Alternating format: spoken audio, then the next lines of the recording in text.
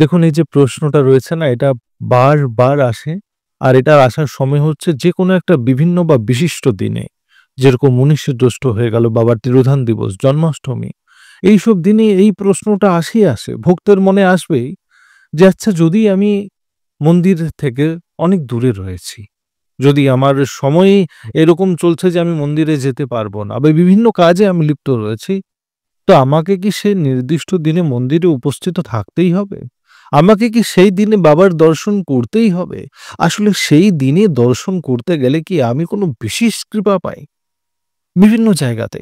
এটা বাবা লোকনাথের ক্ষেত্রেই বলুন বা মা দুর্গা, মা কালীর একটা বিশিষ্ট দিনে সেই জায়গাতে গিয়ে আমি কি সেই জিনিসটা পেয়ে যাবো যে জিনিসটা আমি এতদিন করে পাইনি?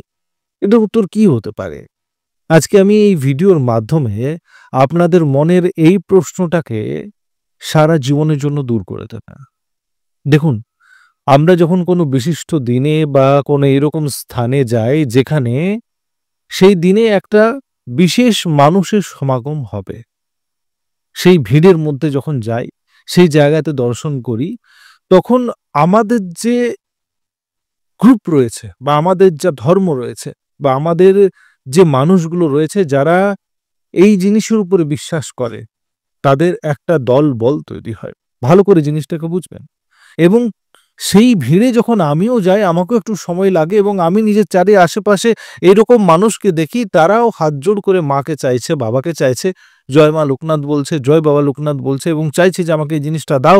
আমি এই জিনিসটা পেতে চাই বা এই জিনিসের নিয়ে আমি অনেক বেশি কৃপা পেয়েছি, আমি বুঝতে পারছি সেটা ধন্যবাদ জানাতে এসেছি। তো তখন আসলে সেই মানুষগুলোকে দেখে তার মনের যে আস্থা রয়েছে সেটা বৃদ্ধি পায়। তার বিশ্বাস বৃদ্ধি পায়। তো বিশেষতম দিনে গেলে বিশ্বাসের বৃদ্ধি হয়। আর যে মানুষের বিশ্বাস আগের থেকেই জাগ্রত রয়েছে, সেই বিশেষ দিনে না গেলেও সে অতটাই কৃপা পায়। তার যে ধর্ম, তার যে কর্ম, তার যে মনের ভাবনা বাবাকে ব্যক্ত করার, মাকে ব্যক্ত করার, সেটা যদি সে বাড়ির থেকেও করতে পারে, বিভিন্ন কাজের স্থানের থেকেও করতে পারে, প্রতিদিন করছে আর সেদিনও করছে, তাহলে তার কৃপার মাত্রা অবশ্যই যদি তুলনামূলকভাবে দেখেন তাহলে বেশি থাকে।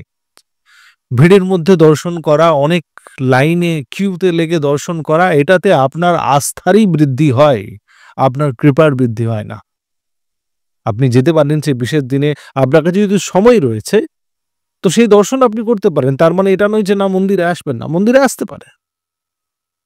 যদি আপনার কাছে সেই সময় সেই সামর্থ্য রয়েছে তো আপনি আসতে পারেন, না হলে আপনি ঘরে বসেও সেই পুজোকে দেখতে পারেন, সেই পুজোর প্রসাদ নিতে পারেন, সেখানের থেকেই বাবাকে স্মরণ করে প্রণাম করতে পারেন, নিজের মনের যে ইচ্ছা রয়েছে সেটা জানাতে পারেন।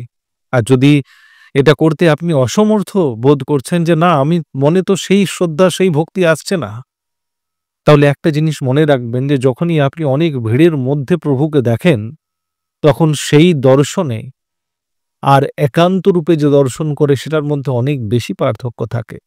যদি সেই অনুভবটা করতে চান, দেখবেন ভিড়ের মধ্যে মাকে দর্শন করছেন, বাবাকে দর্শন করছেন, প্রণাম করলেন, চলে গেলেন, সেই ভাবনাটা বিকশিত হতেই পারে না।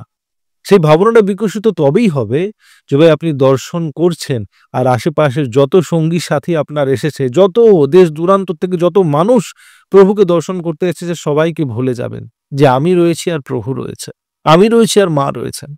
এরকম করে একটা সেকেন্ডের মুহূর্ত আপনাকে সেই অনুভূতি দেবে, সেই ভিতরে কম্পন দেবে, সেই ভিতরে সেই ভালোবাসাটা ভরে দেবে, যেটা অত ভিড়ের মানুষের সাথেও আপনি পেলেন না।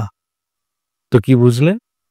যে বিশেষতম দিনে বিভিন্ন রকমের কাজে বা সমস্যাতে রয়ে আপনি যদি দর্শন করতে পারছেন না, তাতে আপনার কোনো রকমের কোনো কৃপাতে হানি হচ্ছে না। যদি আপনি বাড়ির থেকেও সেটা করতে পারেন, তাও আপনার কৃপা অতটাই হবে।